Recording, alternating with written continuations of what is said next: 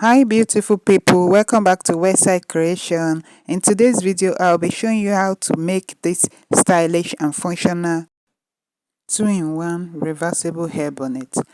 Let's get right into it.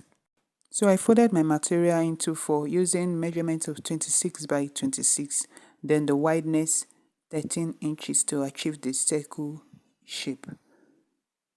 So after doing that, you use your scissors to trim it out. So I'm going to use it and place it on the other parts of the satin material to get the other shape. So this is it. So I'll take it to my sewing machine and sew it around. Mind you, when sewing it, make sure you leave a portion, say like 1 inch or say 2 inches for opening to turn it out. And right side must be facing right side and wrong side facing wrong side. So after sewing it, I went ahead to turn it out. Just like I'm doing, and gave it a good press. Yes. So you give it a good press. So this is it. So I went in by 1.5. I'm going to make 2 circle shape. 1.5, the first one. Mind you, there is an opening. You will not close the opening. But for the second one, I will go in by ½ inch. So that second one, I'm going to sew it round. So this is the first one, and there is an opening there. But for the second one, I will sew it round completely, but I will not sew the up one. I will make sure I still maintain the open part.